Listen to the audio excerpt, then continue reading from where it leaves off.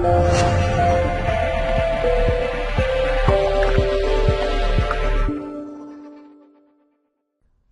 is Randy Malden with President Jack Wynn Solutions, and today we're here with Thomas Fulmer of Thomas Fulmer Company, and he is an expert in influence and persuasion. He knows how to help people achieve their objectives through effective communication.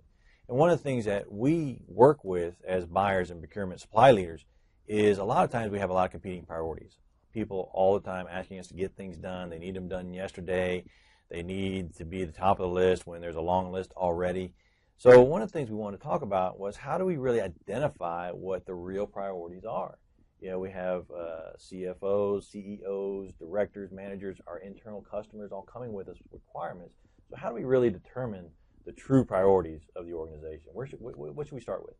Well, where you start is really going to depend on where you are in things, where are things right now, because there's really a big difference between communicating with directors, CEOs, CFOs, and with your customers. So there's two different pieces of it right there.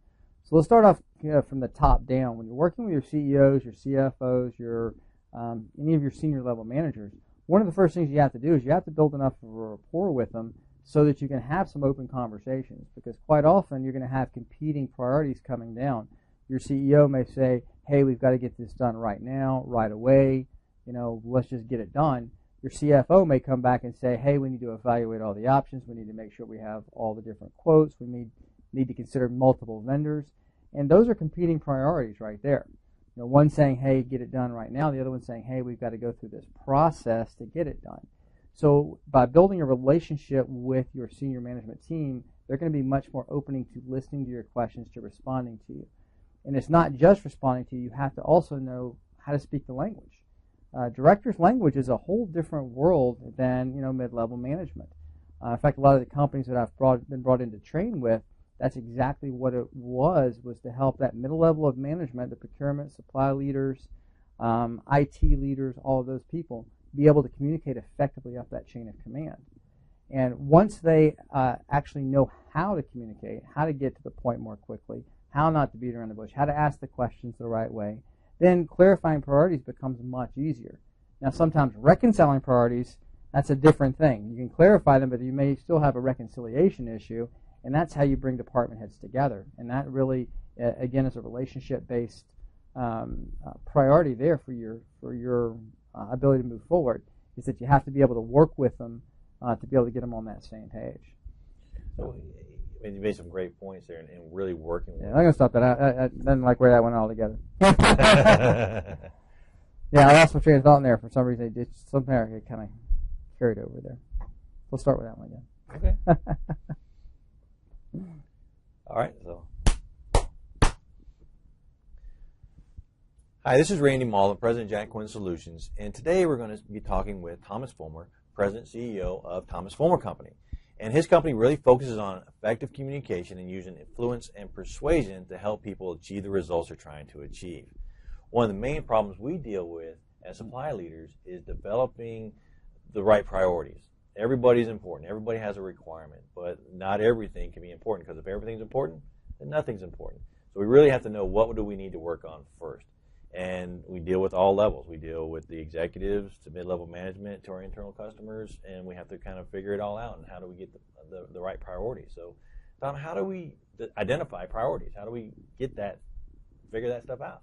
Yeah, and you're dead on. That's a challenge a lot of companies have that I've seen, and not just in the areas of supply and procurement, but in all areas. How do you communicate effectively so that you know exactly what's going on, what needs to be done when and how, and who needs to be involved? So let's start at the director's level. One of the first things you have to look at doing, no matter who you're working with, is building the right relationships. And depending on where you are right now, you either have a good relationship with them or you maybe don't. And so if you really work to build that relationship, then clarifying the priorities becomes a fairly simple process. It's really just asking the right questions the right way and then working to reconcile them. And I'm not really a big fan of compromise. I really prefer a collaboration model, whereas compromise being that we each give up a little to try to get a little and nobody's really happy. If you build a collaboration type environment, then you're all moving toward that same direction. And that's really how you create the right priorities and you clarify where your priorities are. You're able to get everybody on board. And that sounds kind of simple. Hey, let's just get everybody on board. We'll all talk and it'll all work. Well, the reason that doesn't work is because we're speaking different languages. And, sometimes we really are speaking different languages, literally, different cultural backgrounds and different languages from around the world. But really what I'm referring to is that we actually are saying things in different ways so that we hear them differently. So while I'm asking a question one way, you're responding to what you think that I'm asking, and I'm really asking a different question. Now we start to have conflict. And anytime you have conflict, you have people that want to avoid conflict. I mean, that's one of the most avoided things on the planet. People do not like confrontation.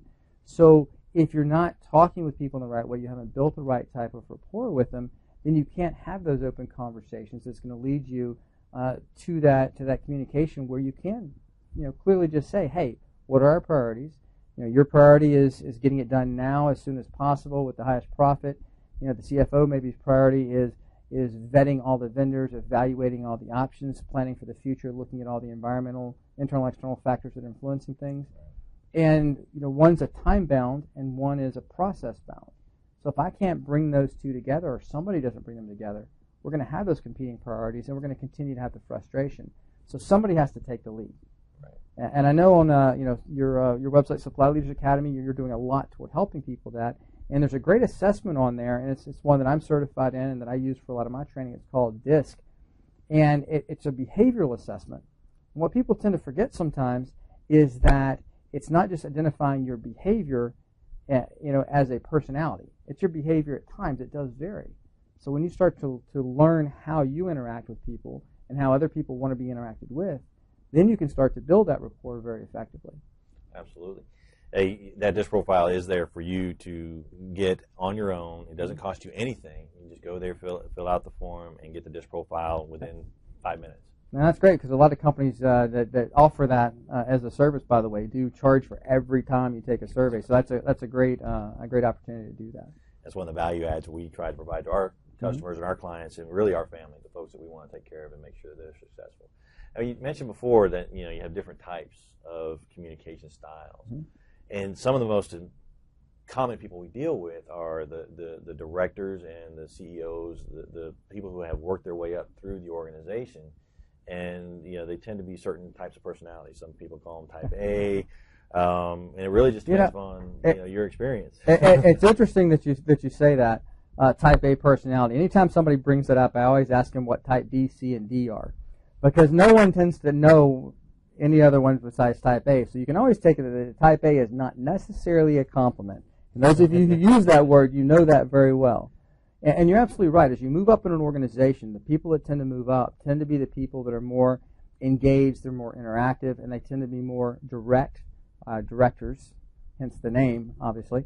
They tend to be more results-focused. And knowing that, that's going to help you deal with them. Because if I'm working to influence you or convince you to do something, and I'm focusing on all the different details, and you're just looking for results, you're not interested in dealing with that. And that's a big part of that influence, is knowing that. So when you're dealing with that director level, know that they're looking for those results. Your CFOs, your COOs, they tend to be more operational, more analytical. So they're looking for all the details and procedures in place and make sure everything's done correctly, not just right, but accurately. And so a director, you might be able to ballpark, give them a good idea. The other one, you have to give them specific details. And it's a big trust issue on both of those types of people. If you ballpark a really analytical person, you just give them general estimates and vague details, they're not going to trust you, which means they're more likely to micromanage and try to control you. For a director, if you try to give them all the details, they're not going to want to deal with you. They're not going to think you're competent because you're not giving them what they're looking for.